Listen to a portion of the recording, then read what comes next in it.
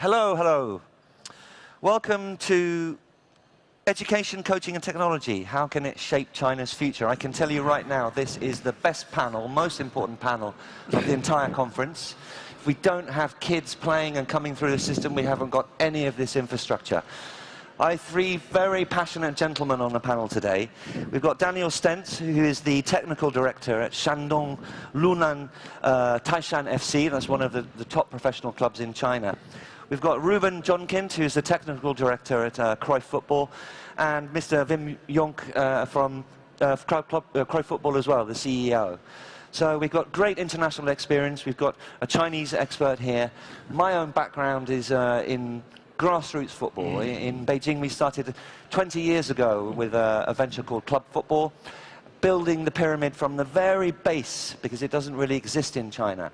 Even after all of our work and time, I look up at the football pyramid in China and it doesn't exist. It's missing. So I want to start off by looking at that football pyramid, and maybe we can start with Daniel. You're at the top of that pyramid looking down. Do you have the same issues as I do? What's missing here? What do we need to do to develop this pyramid in China, and how far away from that are we today? Yeah, first of all, I think China is great in developing hardware. China is great in developing fast pitches, facilities, that's all there. I think what is missing at the moment is kind of the software in like connecting the dots, having a league for under 13, under 14, under 15, because at the moment we are missing games. There's nothing more important for kids to develop than playing games. So I think the CFA and the government is working hard on having that software in place and connecting the dots and using the hardware. So you mentioned there you're under 13, so it's a recent regulation coming in from the CFA which says that all professional clubs have to run development teams now down to under 13. Yes. And there's also a responsibility to organise matches and leagues yes. within that. Yes. That's a big change. Yeah, that's a big change. I mean, before that there were tournaments where the teams organised tournaments, and again, there's nothing more important than playing games. You can train all week. If you don't play proper games and compete on a decent level on a week-to-week base, on a regular base, then your pathway is not right. So, Wim and Ruben, you know, from your point of view, you're coming in from Europe to look at China. What differences have you seen? Is it the same as Daniel and I am thinking that we're missing infrastructure? What can China do to try and build in these gaps? Yeah, from my point of view, if you look at the football, of course the level is lower than in Europe, but that's logical. So that's a normal thing to see if things have to change. But if you look at the background from the education system at the schools, the teachers, the football coaches, there's a big way to go. And what we've seen on our, we did a lot of coaching courses here, and we visited some great football schools. But from my point of view, the background of football is not yet there. But they are so eager to learn, so that's a big opportunity, I think. Mm-hmm. Ruben? Yes, one of the important things, of course, with this is that there's a split between the education system and the sports system, the elite sports system. So I think it's a good thing to start with under 13s in the academies. But what happens below is at least as important, because we have to take the development of the child as the central point of departure. How does the child develop? And then we know from 6 to 12, there's the best window to improve the skills. And if we look at the Super League, in the end, those players, they were 6 20 years back. So what happens in those 6 years between 6 and 12? What can you do there? And there's a big window of opportunity for China. I mean, Daniel, you're going down now to under 13, but what we're hearing is we're starting it maybe even earlier, 3, 4, 5, 6 years old. The rules don't push you down to that level, so how can professional clubs be supporting the real early development? Is there a role for you to play there, and if not, who's doing that work? Yeah, so in our club we start with under 8 in our academy, so we kind of have that phase, but you always have to be aware how big China is. When do you start to take a child away from his development area and put him into an academy? That's it's already harsh with an 8-year-old to do that if he's living far away. So I think that's one of the challenges this country has. It's kind of similar to the MLS in America, because it's a huge country, it's huge distances, but they have a more sophisticated school football program than in China. So I think that's one of the challenges that we face at the moment. I mean, you know, sticking with that sort of that theme, in China traditionally it was really a Soviet model. Kids looking quite good, skillful at the age of 8, pluck them out, take them away from school and home, stick them in a football school, play every day until they're not good enough, and then throw them out again. That was the old model.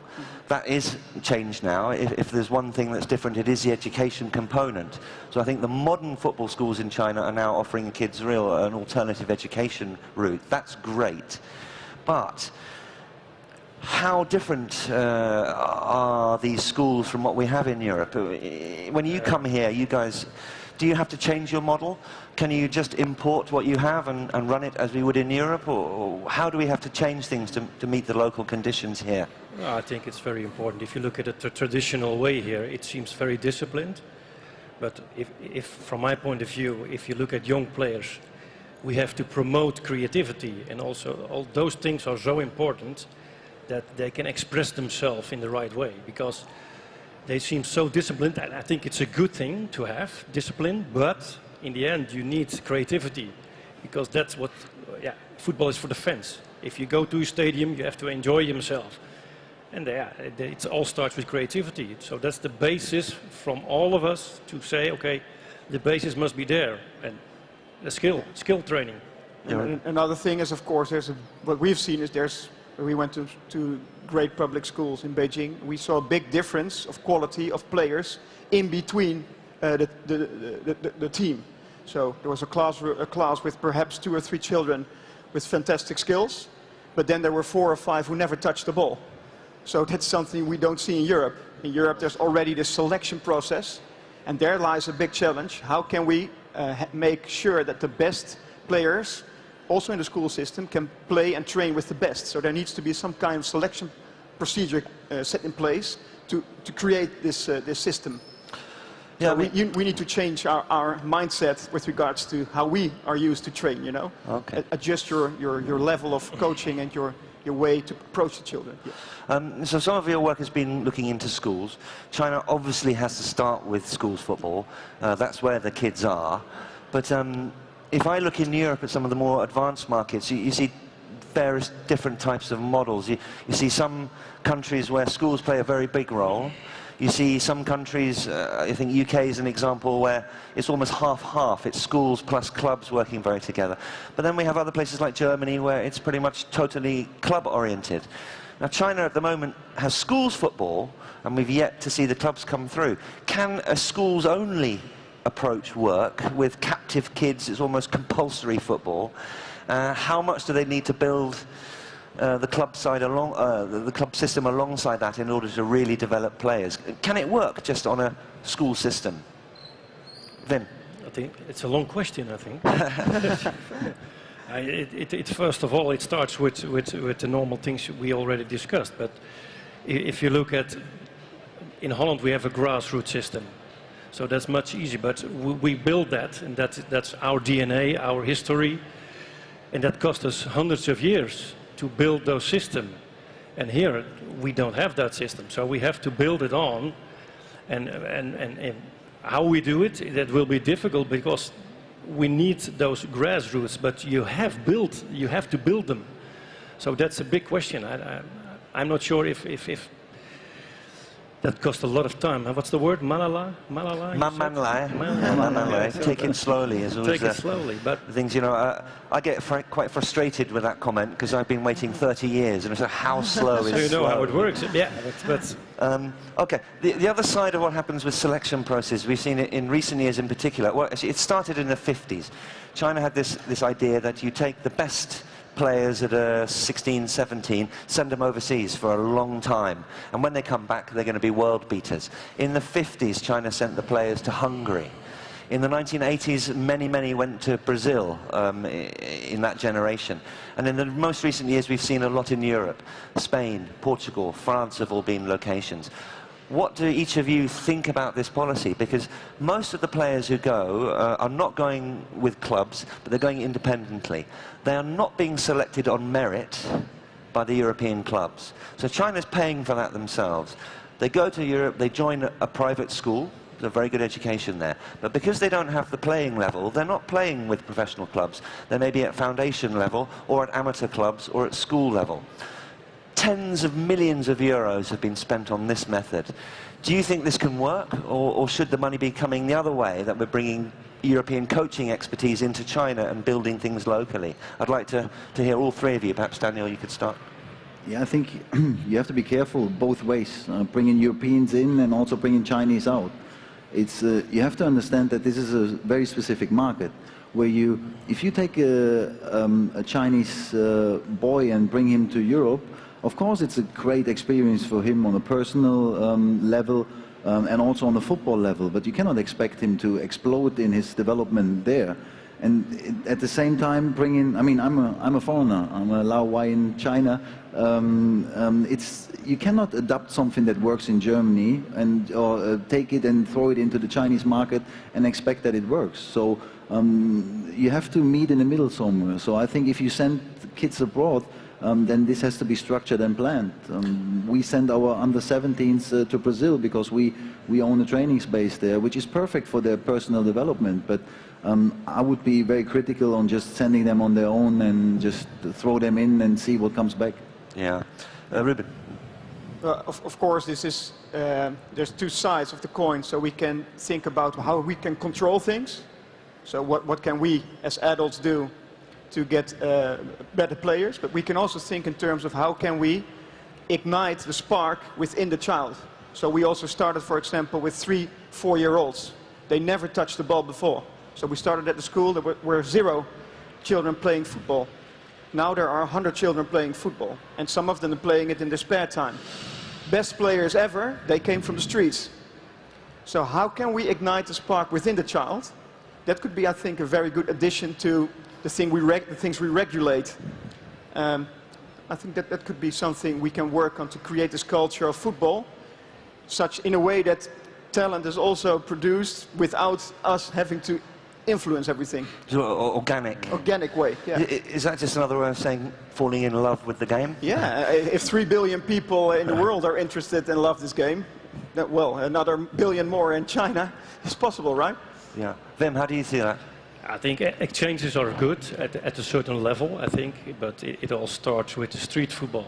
If I look at my youth, I came from the streets. I made thousands of hours on the street. That's where I learned my skills. Inside foot, outside foot, heading, everything. So that's the basis. Okay, experience is good to go abroad and make those feeling what's there, a good experience. Also culture-wise, all those things. But it starts on the street. So for me, the street is the best soccer school there is. I was the same. In England, we call it jumpers for goalposts. We didn't go back home until it was dark, and you couldn't get us away. And I think the parents loved it, didn't they? You know, go out and play football and see you in 4 hours. In China, that's not really so easy today. I mean, the pitches aren't there, the culture isn't there. So how do we get the kids to love the game? How do we get them to fall in love and where they enjoy it themselves? We don't need to control them, we don't need to force them. They're doing it themselves. How do we engender that type of passion in China, in modern China, where there's a lot of pressure? Daniel? Yeah, I mean, that needs to grow within the kid. I think the CSL does a great job in pushing the game and bringing quality players in. You see the game developing every year. It gets faster, it gets more precise. We have a lot of similarities to MLS, and I'm happy that I worked 3 years in MLS because I can see the difference between the Bundesliga, where I spend a lot of time in the MLS, and then China. I think, I mean, the thing I like about China is if they want something, they really go for it. And President Xi wants to develop the game in this country, and there's a huge effort. I mean, look at this event. You see the big top clubs coming to China. I think this is where you have to spark and then grow a fire and fuel it to make the kids want to be football players.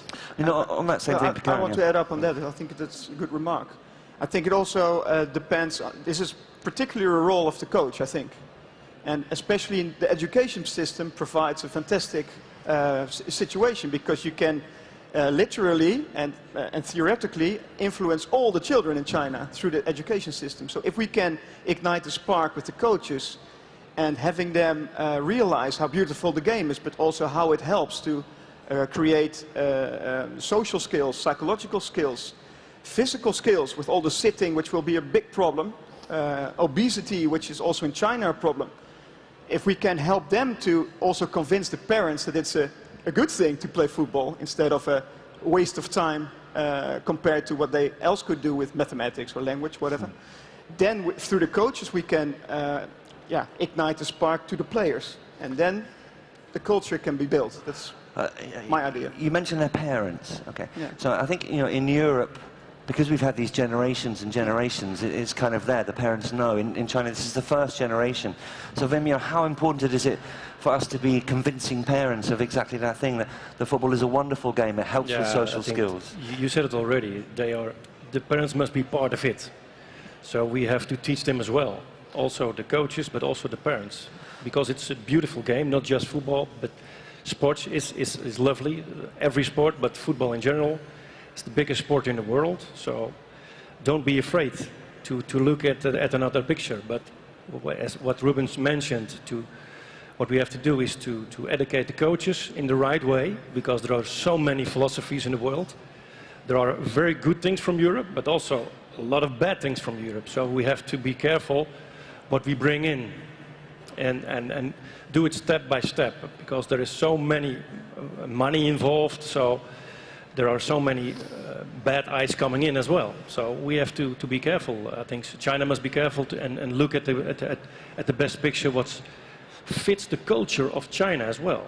I think that's a main thing. Yeah. So it actually strikes me then, you know, if you're a coach in Europe, you don't really need to do that parental education so much. So our coaches that are coming... No, that's not true. That's not true. Yeah, because we have a lot of experience at the Ajax Academy. Every parent must be part of the development of the player. And it has changed just over time, yes. Yes, it's changed. Yeah. So you have to, they must be part of it. Otherwise, what is he doing at home? What is he eating? Does he rest enough? What is he doing at school?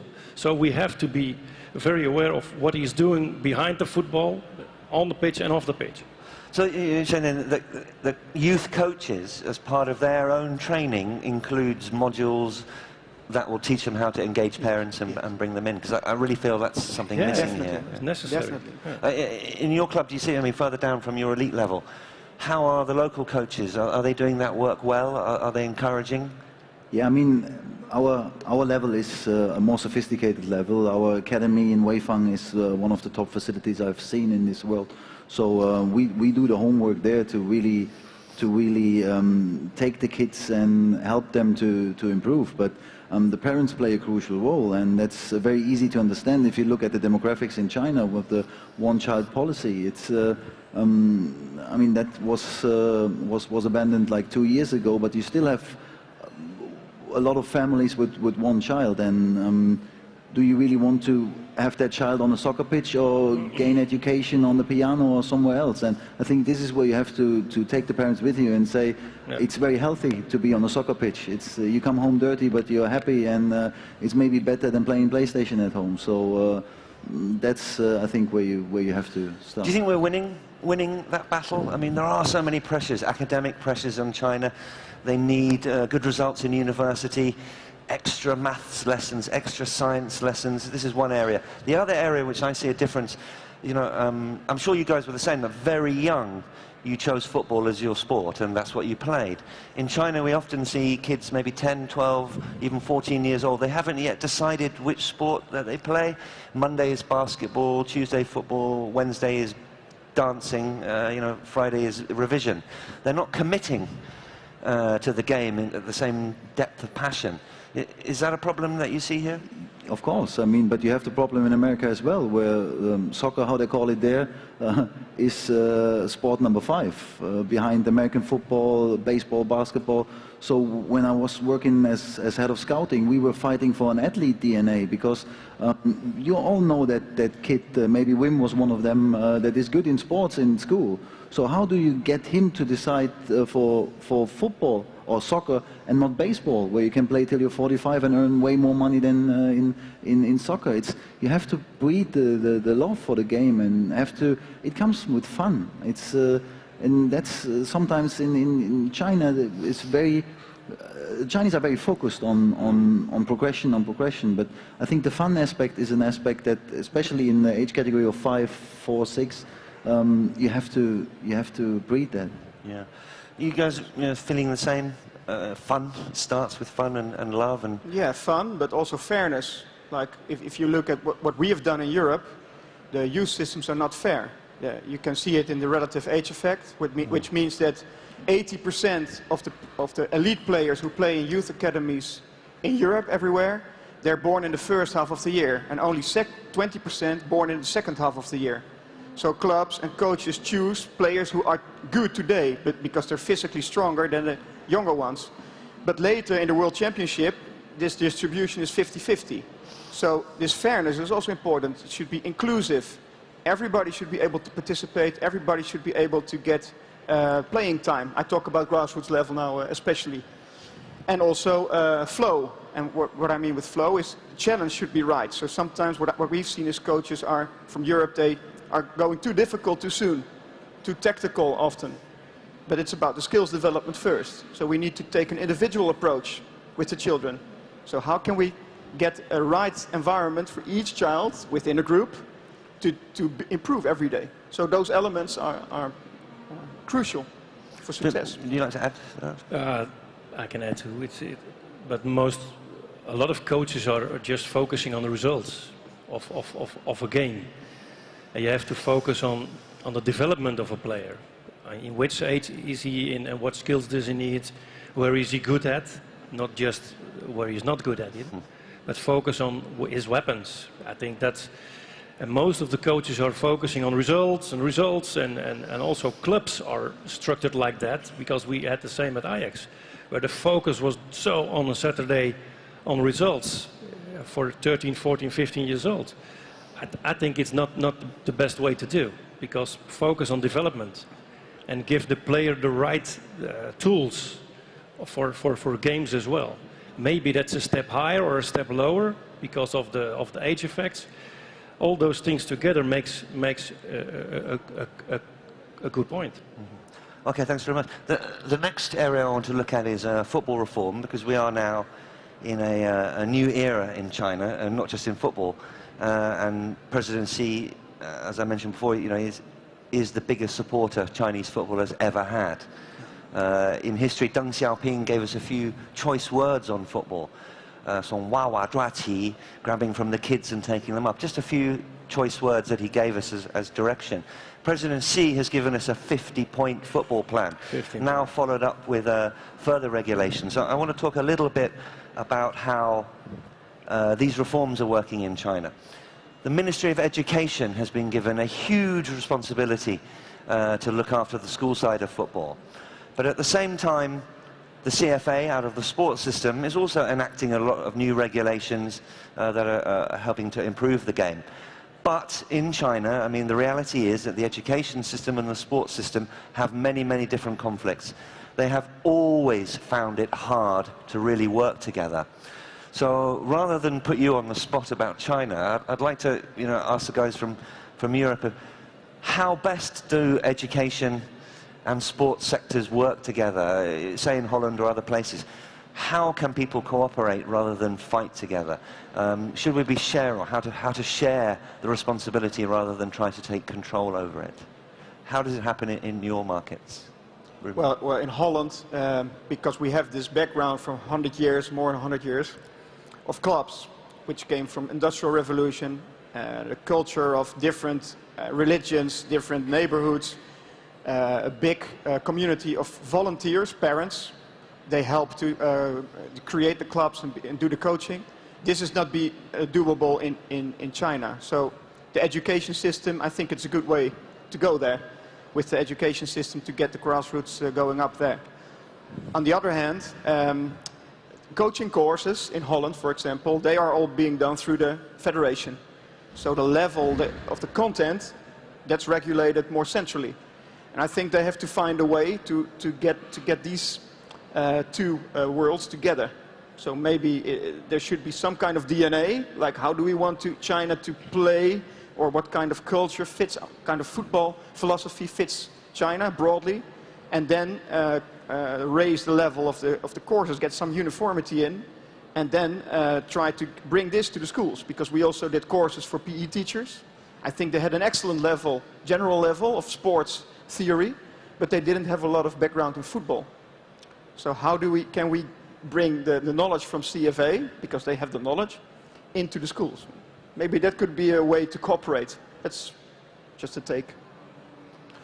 I think it's a good answer. Great. Well, Danny, to bring it back to you then, how do you see it working, in Shandong? Are you seeing club cooperation? Do you cooperate with schools directly? Do you do it via the FA? How is it actually working here now? Yeah, as I said, I mean, we are on a more elite level in our academy in Weifang, which is bigger than my hometown. So we take care that the kids get education and football education. There's a very good mix of foreigners and Chinese coaches, and we really try to merge the things of education, of Chinese tradition, and of foreign influences on the football game, because the football game is a game that is an international game. You have to adapt to that. There's rules that you have to accept that they are, and so I think we, for our side, we do a great job in developing that. And if you look around the CSL, there's many players that have been from our academy in Weifang in different teams across China. So this is, I think, this should be the role of every academy to really, spit out players for the market, to develop the market. We mentioned that the CFA has had new regulations coming in. We've had regulations on transfers of imported players coming in. We've got homegrown rules now about under-23s representing the professional clubs, as well as quite recently new regulations regarding the training compensation fees to be paid to development clubs. How do you see these reforms contributing towards the development? Ruben? Yeah. Well, I think these are all measures which help to get started here in China instead of importing everything, because in the end, what we just said, the national team will consist of children, probably if you have the goal of 2050, who are not born yet, to play in the national team. So you have to do it here. And all these measures, I think they're good. On the other hand, I think China could look at what Europe has done wrong in the past, because we went through this already, but then the same mistakes were made as we've done in Europe. So it's a little bit, waste of time.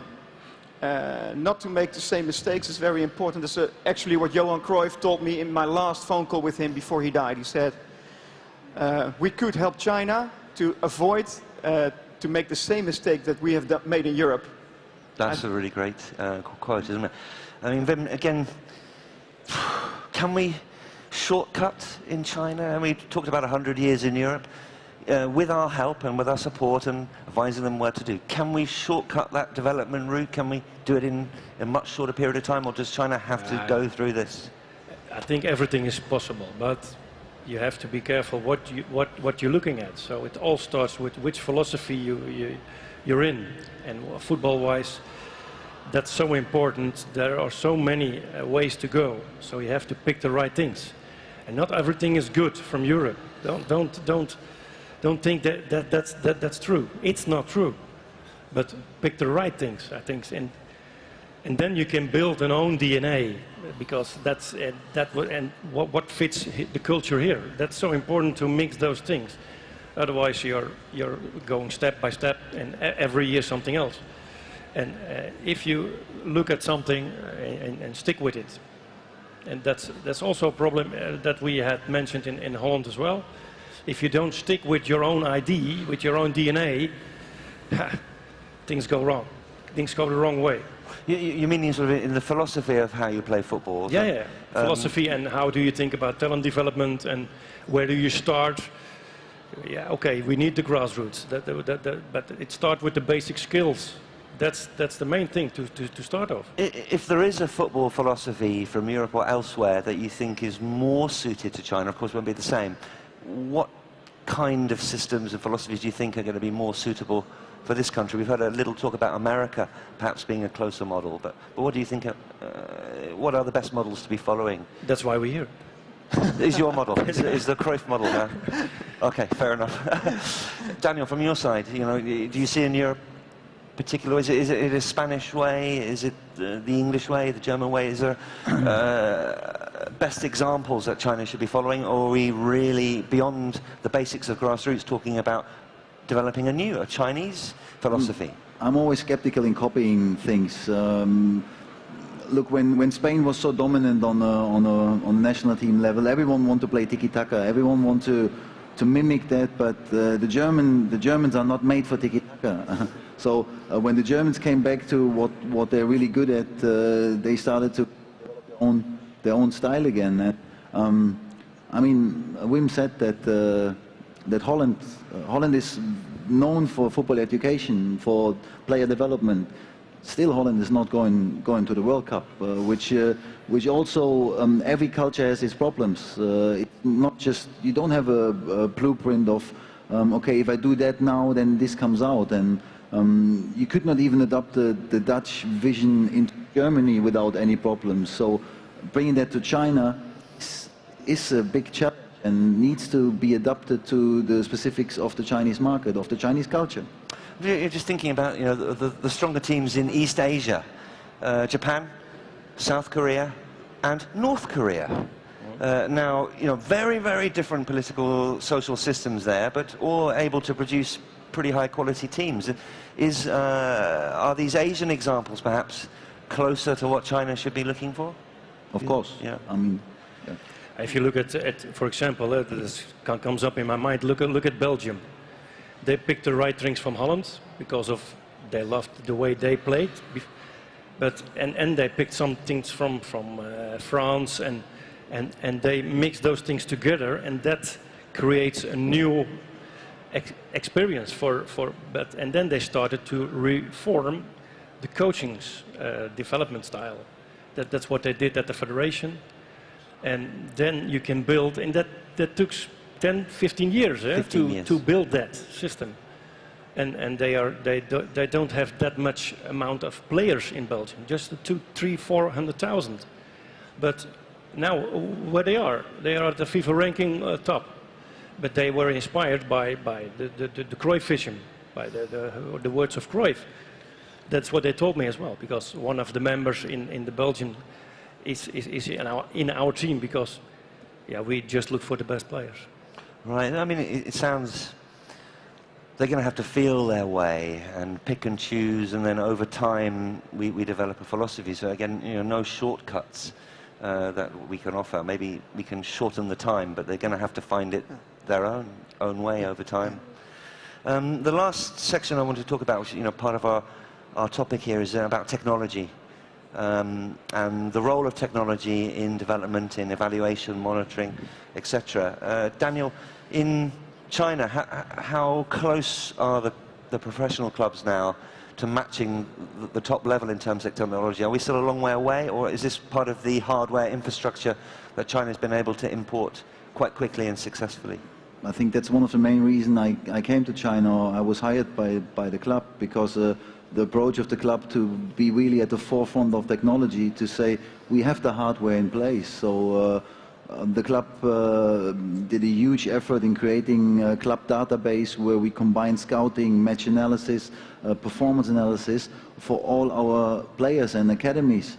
So I think we are not far away. I would even say, from being abroad and have worked in many different clubs and federations, we are leading on the technology front, and the technology is improving fast. You have virtual reality coming up, cognitive training, where I think there's huge potential to develop it. And the Chinese in general have a a nicer approach or an easier approach to technology than the Germans. Again, I can just quote the MLS, where that was one of the reasons why I transferred into MLS, although everyone said, why would you leave the Bundesliga to go to MLS? Because in MLS, the technology approach is way more sophisticated. The cooperation between universities and professional football clubs is way more sophisticated in the US. And I think the Chinese in general are more open to technology, and we as a club, we commit fully to that development. Wim, in the Cruyff model, how important is technology? What types of technology are you using to increase the success rate or on player development? How important has technology become? I think technology is a very good tool, but it's just a tool. But it all starts again with the philosophy, because if there is no philosophy of style of play and how do you develop a player, then you can measure what you want, but that's the starting point, and then it's a good tool if you can measure things. If data is important, but it starts from the scratch, and there you can build a strong basis, and that's where the pyramid must start. Ruben, you have thoughts on that? Yeah, so we always depart from the player, from the child. So we don't depart from the coach or the team result, but from the child. And of course, if you want to produce a player fit for, let's say, a winger position, then this player has certain characteristics, be it the mind or control of the ball or control of the body. And for these purposes, you need to find out where does the player stand in comparison to what you want him to reach. And then we use data to measure. For example, how many times could you finish with your wrong leg in a game? Simple data, that's not present. Nobody looks for that. Huh. Things like this. So, and if you can help the child to understand how he or she can improve, and it could be any kind of more sophisticated data in the end, but the simple things first, then it's a very good addition, very helpful. Yeah. Did you have another thought, Wim? Yeah, there was one thing comes up. If I ask in a workshop to the crowd and I said, how many times did you have finished? If you're a striker, you need finishing in training sessions. And then it's starting to get still. Because the mindset is not like that. But if you want to be a good player in certain positions, you have to practice, not just in game, but also in other stuff. Because if I'm a striker, I have to finish with my left foot, right foot, heading, all those things, but not just 20 minutes a month. No, 20 minutes every session. So that's a different approach. It just strikes me, you mentioned there, we're talking in general about football, but what about girls in particular? We found it very, very hard at club football to encourage girls into the game. We've tried to make it free, to do education with the parents, but one example of a parent was with his son, and I asked him, so why do you send your son to club football? And his answer was, because he's too much like a girl. I want him to man up. And I said, well, are you sending your daughter here? He said, no, I can't. If I send my daughter here, she will turn into a man. And I'm thinking, well, we're not talking about steroids and 8 hours of weightlifting, but having some fun. So very, very hard. Maybe it's philosophy again, but how do we encourage Chinese parents to get their girls into the sport? Maybe America could be an example for that again. I mean, in Canada, girls' soccer is way more sophisticated than men's soccer. If you see, the national team is dominating and playing a really, really attractive kind of play. I would say, I mean, those gender things always play a role, man up, but in my opinion, that's not valid. I mean, being 13 years in the game, being an assistant coach, I've seen grown men standing in front of the mirror before they go out on the pitch more than I see girls standing in the mirror. So I think you just have to, again, come back to the love of the game. If the girl loves the game, let her play. If the boy doesn't love the game, you cannot force that. How about from your position? The key is the parent there. Parents, So we had a very particular experience because when we organized a winter camp, in one group we had, Patrick, 10 girls, only girls, between 4 and 6 years old coming. Because I think the key is there, if you take the approach that winning is the most important, then the parents think, okay, it will be a battle between two teams, and there will be injuries, and it will be rough and tough. But we say, okay, especially between 4 and 12, it's about skills development. So it's about developing your own body, your own mind, the control of your feet and hands and coordination. And if you show this, how it can look like with a very safe and polite environment, then it's something different, then it's nice. So that's a different take on football and youth football. And then you can get the parents behind you, and then it can spread. Wim, do you want to follow up on that? No, I'm not. I think normally wise, it all starts with education from the coaches, I think. Yeah. And as Ruben mentioned, girls want to play, because if you look at the world of football now, it's growing as unbelievable. Women's football. Yes. Also in Holland, we are European champion, by the way, but that started 10 years ago, and there was nothing. Ah. And in 10 years' time, see where we are now, and it's still growing. It's the fastest growing sport in Holland as well. So, but that's not just in Holland, it's everywhere, I think. I think that's right. I remember a statistic, I think a FIFA statistic that said actually the highest penetration of youth football in the world is actually the USA. Yeah. And that's very much dominated by girls. Just as a matter of interest, what percentage male, female now at the young ages in Holland, for example? I'm not so good in figures, so... Statistics are not... I think it's still around 70, 30, 80, 70, 20. 30, but I know, as a matter of fact, in the United States, maybe you know better, but it's 60, 40. 60 women, 40 men. Interesting, yeah. In the market, total market. In our statistics in Beijing, we have about 3,500 kids, and I think we're 6%. And we hear sort of anecdotally that that's actually very high in China. It's more like 2%. So, I mean, there is a huge potential that's right in front of us. Of course. I mean, you have to understand there's nothing bad in doing a sport. No? You develop your body, you develop your mind, for boys and for girls. Yeah. The time's nearly up.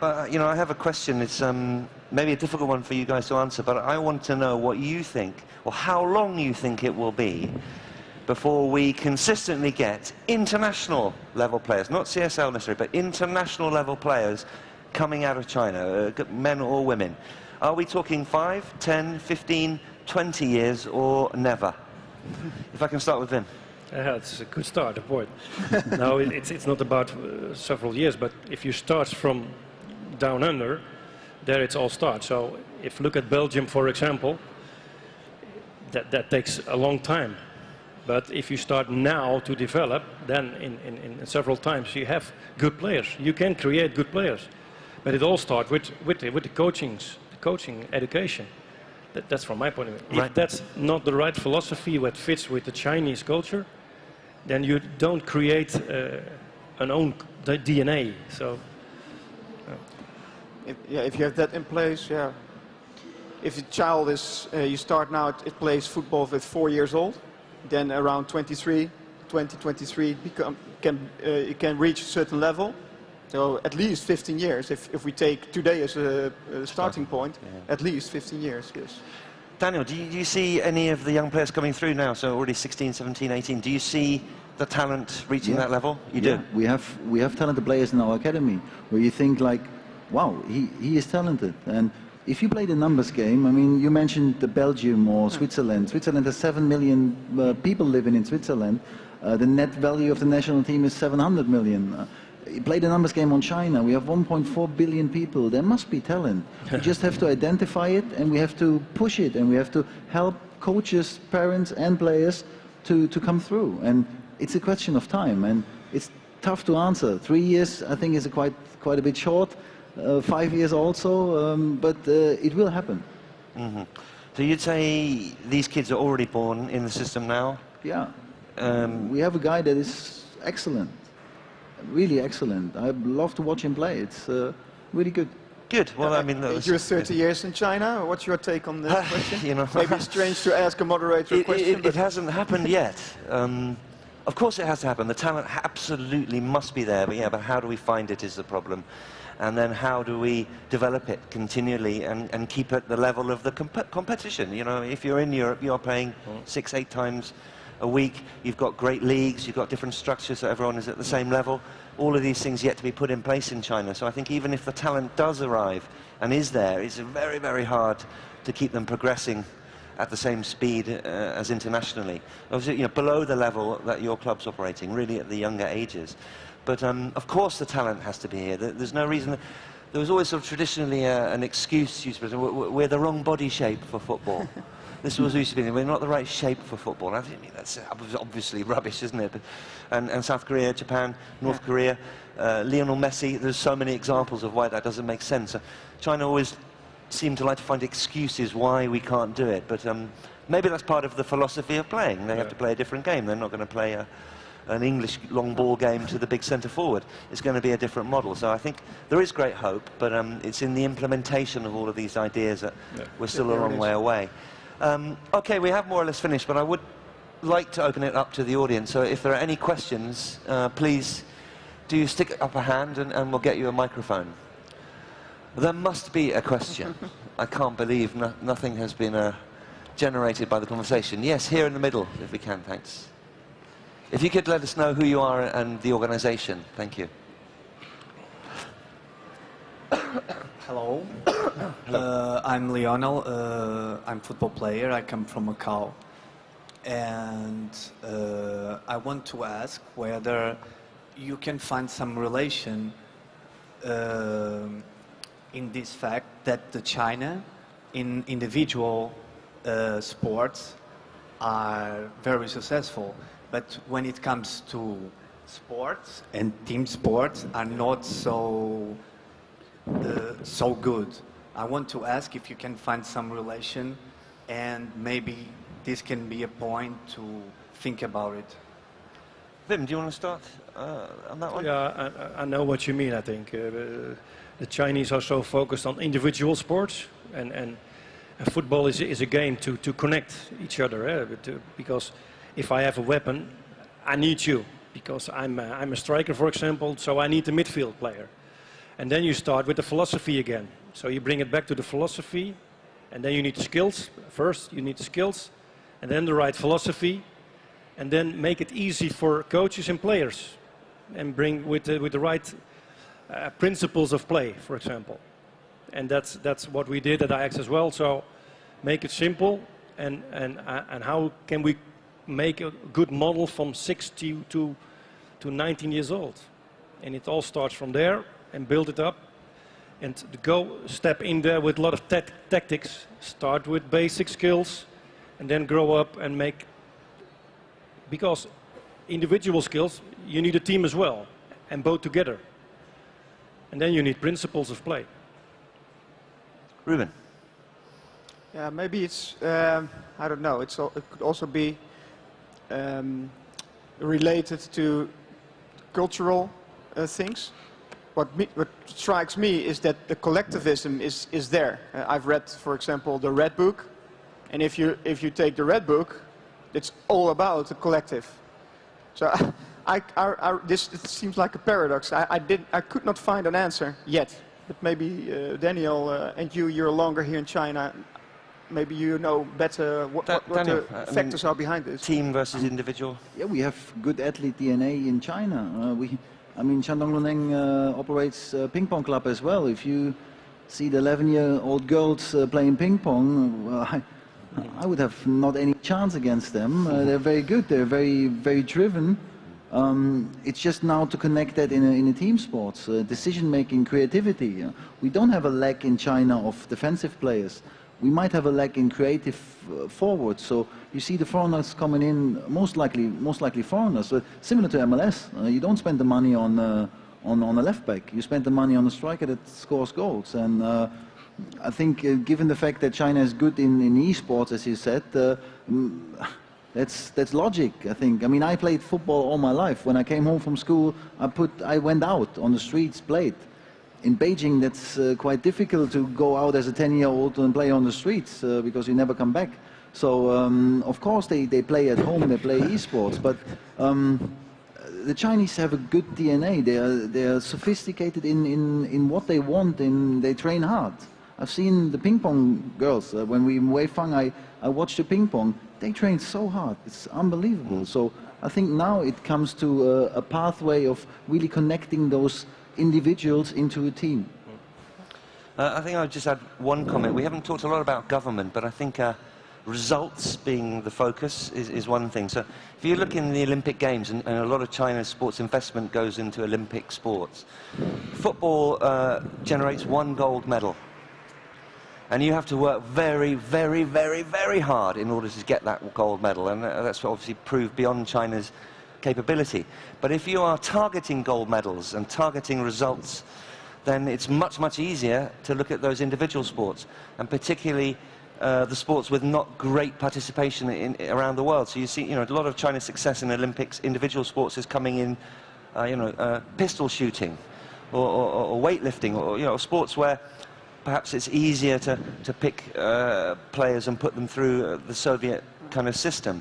But for all of the efforts put into football, at the end there's just 1 gold medal coming back. So I think also government policy on results generation has an impact on why China hasn't been as strong in team sports. They're very, very hard to succeed in, and none more than football, where you are competing against the likes of Germany, Brazil, where millions and millions of kids are out there organically playing.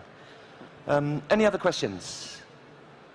You can certainly have one more if there is. Nope. Okay, well, we'll call it up there. Thanks very much to the panel, and thanks to everyone for coming. Thank you.